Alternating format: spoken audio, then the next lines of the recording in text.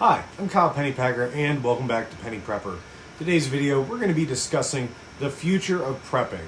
Before we get started today, I'm going to ask that you like the video, subscribe, hit the notification bell, and share with some like-minded folks. Today's video is going to be covering the future of prepping. The more things change, the more they stay the same.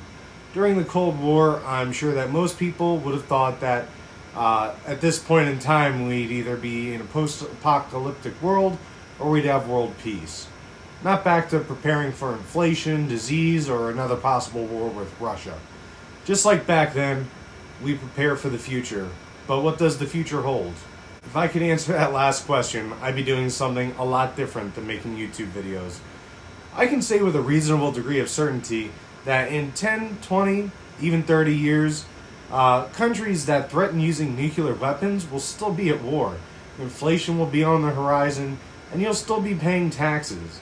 In that time, we will learn a lot of great ways to do things, find out a lot of stuff we did, drank, and ate was bad for us, and we'll find out years later that some of those nut jobs and conspiracy theorists knew a little bit more than we thought we did.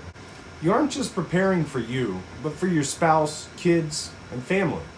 Your preps and wealth you build, including knowledge, will one day be theirs if you can protect it and are willing to pass it on. You must break the cycle of victim mentality, learn to be self-reliant, and become prepared. Seeing the equipment, tools, and knowledge that has come since my time in the Boy Scouts is incredible. Handheld water purification and filters, stoves that charge a battery pack, medical knowledge, updated maps, GPS, and having the weather at your fingertips, and being able to communicate with people across the globe on a device that you can keep in your pocket. Just as much as we learn new and better ways to do things, we still learn from and rely on older ways.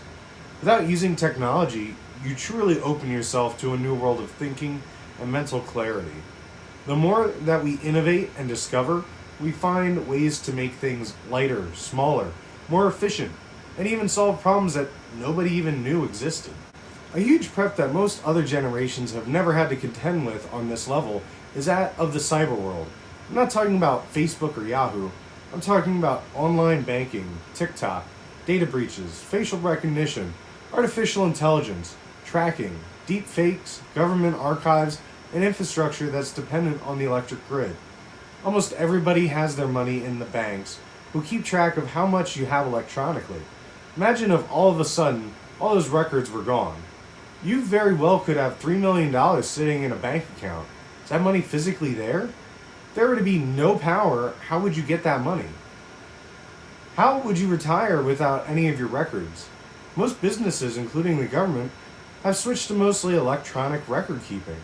Even the fact that our currency is based on a cold reserve. Nobody's allowed to see that because it's protected under lock and key. But imagine finding out that the reserve is long gone, and your physical cash is worthless, and you have no way of knowing how much money you have in the bank. All it takes is the right hacker at the right time with enough patience to do it. It's important that as new things develop, not only do you keep the old items, but the skills that come with them. Of course, just about anybody can start a fire with a Bic lighter that they pull out of their pocket.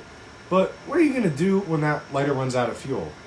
Having the ability to communicate across the world in mere seconds and attain knowledge from any source, and yet most people nowadays are afraid to answer a phone call or can't handle a simple disagreement face to face.